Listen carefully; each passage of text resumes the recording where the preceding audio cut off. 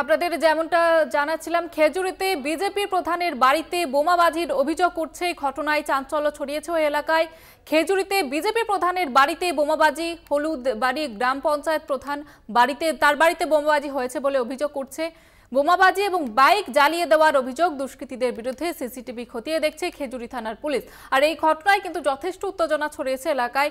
ভোটের আগে বিজেপির বাড়িতে বোমাবাজির অভিযোগ উঠছে। বিষয়ে আরো বিস্তারিত জানবো। সমীরণ রয়েছে আমাদের সঙ্গে টেলিফোন লাইনে।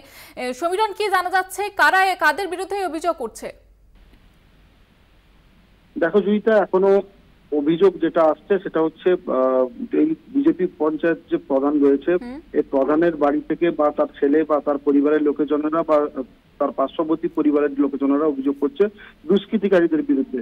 কিন্তু তারা যেটা যেমনটা বলছেন যে তৃণমূল আশ্রিত দুষ্কৃতিকারী, এটাও তিনারা ক্লিয়ার করে কোনো কিছু বলছেন না।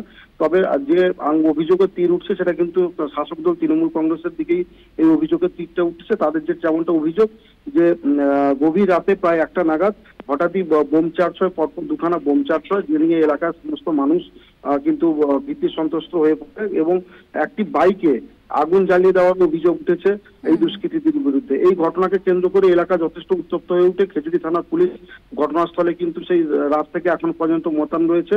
এই ঘটনাকে কেন্দ্র করে এখনো যথেষ্ট উত্তেজনা রয়েছে গোটা এলাকায়। জয়িতা, ধন্যবাদ জানাবো সমীরণ। আপনাদের যেমনটা জানাচ্ছিলাম, ভোটের আগে পঞ্চায়েত প্রধানের বাড়িতে, বিজেপির পঞ্চায়েত প্রধানের বাড়িতে বোমাবাজির অভিযোগ উঠছে, তার বাইকও জ্বালিয়ে দেওয়া হয়েছে এমনটাই অভিযোগ তুলছেন তিনি। আর এই ঘটনায় চাঞ্চল্য ছড়িয়েছে ওই এলাকায়।